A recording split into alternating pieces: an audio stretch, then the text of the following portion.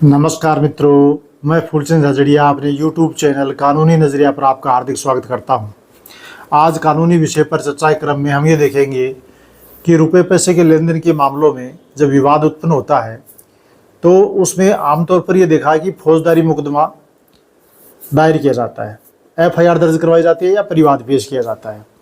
तो भारतीय दंड संहिता की धारा 406 और 420 इन दोनों धाराओं को एक साथ लगाया जाता है।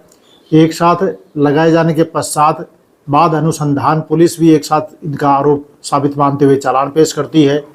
न्यायालयों में भी ये देखने में आया है कि प्रसंज्ञान और चार्ज वगैरह ये लगाने का कार्य ये दोनों धाराओं में साथ साथ होता रहता है। 406 का भी चार्ज लग रहा है, 420 का भी चार्ज लग रहा है। 406 में भी दोषी पाया जा रहा है और 420 में भी दोषी पाया जा रहा है।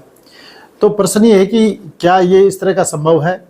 तो ये दोनों अपराध भिन्न प्रकृति के हैं, एक समान नहीं है, इनकी प्रकृति अलग अलग है।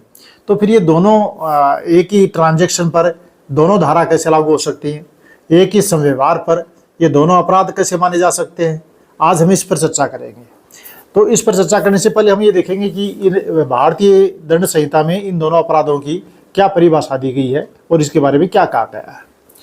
तो भारतीय दंड संहिता की धारा 405 इसके अंदर आपराधिक न्यास भंग के बारे में परिभाषित किया गया है कि जो कोई अपने को न्यस्त की हुई संपत्ति, न्यस्त की मतलब न्यास के रूप में सौंपी हुई संपत्ति, विश्वास के साथ सौंपी हुई संपत्ति, जो जब चाहे तब अथवा दोनों के आपसी जो समझौता उसके अनुसार जब कोई डेट तय की गई उस डेट पर वापस लौटानी है।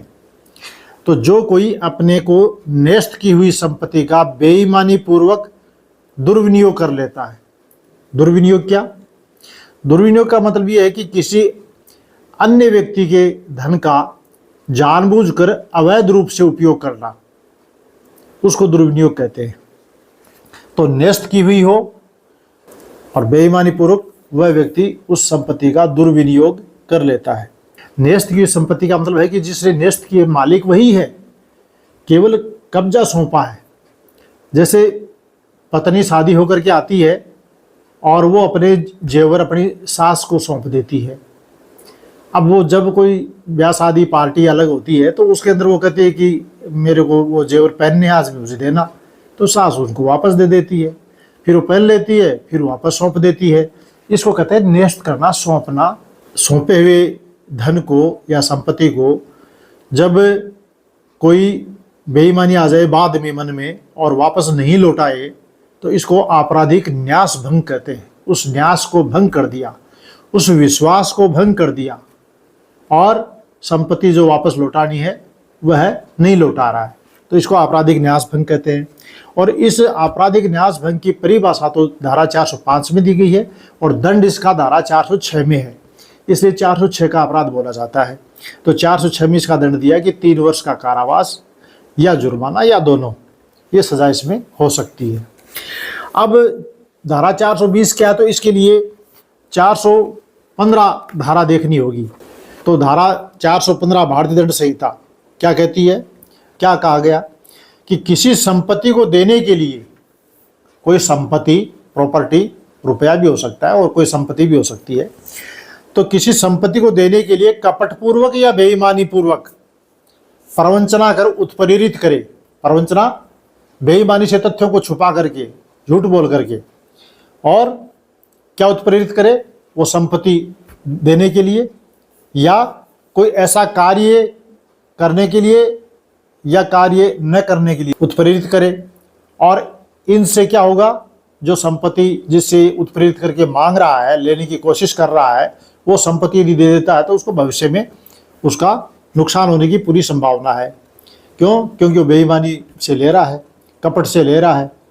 तो ऐसा कपट और बेईमानी से लेने पर छल कहा जाता है और इस छल की परिभाषा 415 धारा में दी गई है और भारतीय दंड संहिता की धारा 420 में इसका सजा का प्रावधान रखा गया है, 7 वर्ष तक का कारावास और जुर्माना। अब प्रश्न ये आता है कि क्या ये दोनों धारा 406 और 420 एक साथ संभव हैं। आप स्वयं ही इसका देखेंगे कि अभी आपने जो परिभाषा में चर्चा की, दोनों अपराधों की परिभाषा को देखा। एक में संपत्ति सौंपता है वापस लेने के लिए जब भी जरूरत पड़े या कोई तारीख तय करके, और दूसरे में संपत्ति लेने वाला धोखा दे करके खुद उत्प्रेरित करता है, खुद उसको उकसाता है कि आप मेरे को ये संपत्ति दे दो, आपका ये लाभ हो जाएगा, वो लाभ हो जाएगा, नौकरी मिल जाएगी, फलां जगह प्लॉट मिल जाएगा, कुछ भी, कोई भी किसी भी प्रकार का झूठ बोलता है, तथ्यों को छुपाता है, सही तथ्यों को छुपा करके बेईमानी पूर्वक, कपट पूर्वक दूसरे व्यक्ति को उकसा करके और संपत्ति लेने के लिए उसको प्रेरित करता है।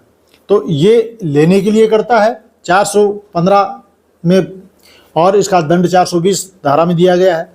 और उधर 405 में परिभाषा में कहा कि संपत्ति सौंपता है, विश्वास का संबंध है और वहाँ सौंपता है, और फिर वो विश्वास भंग कर देता है। विश्वास भंग कर देता है तो आपराधिक न्यास भंग का अपराध होता है।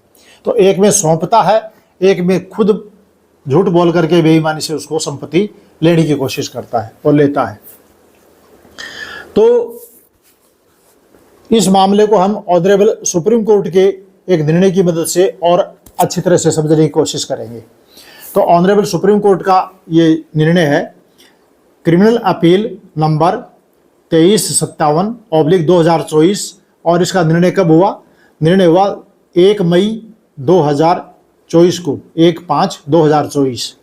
तो इसमें क्या कहा ऑनरेबल सुप्रीम कोर्ट ने? इसमें कहा कि धोखाधड़ी का अपराध, ये जो 420 का है, छल कपट करके धोखाधड़ी का अपराध और आपराधिक न्यास भंग का अपराध, ये जो अभी 405 और 406 में हमने देखा, तो ये दोनों अपराध एक साथ नहीं हो सकते।